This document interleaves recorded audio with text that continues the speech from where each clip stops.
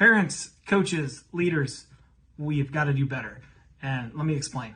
I had a situation this last weekend, crazy situation on a soccer field, 8-year-old girls for a soccer game. And my daughter was playing with her and two friends. They switched teams this last year. So they were on a school team with a bunch of friends. They made the difficult decision to switch teams for a team where they were going to get a little bit more development.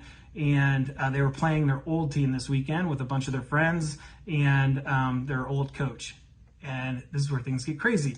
The entire game, the old coach was on the field yelling at them, belittling them, shaming them, calling them traitors, legitimately. Everly, you're a traitor. Mila, you're a traitor. It was nuts. And it got so bad to the point where our new coach and the referee ended up calling the game to no longer have to put the girls through that level of verbal abuse. So yeah, we definitely got to do better. And I'm just thinking of it from like, what are the lessons that I want to instill, that I want to remember, that I want my kids to remember, that we can take from this and get better with. A few lessons that I thought of, and I know there's a ton there, but a few lessons I thought of is one, if you are a coach, a leader, like we have an obligation to show up for people and to lead by example and just know that people are watching and what we're doing matters.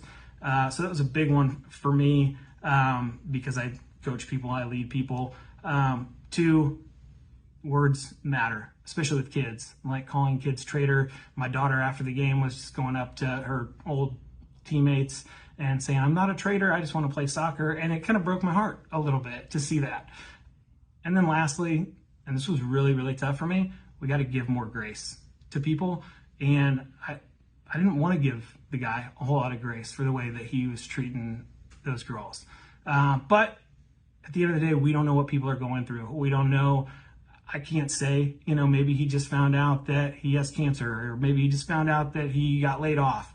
It's not an excuse, but I'm just really trying hard to give people more grace and not assume that I know what's going on with their life.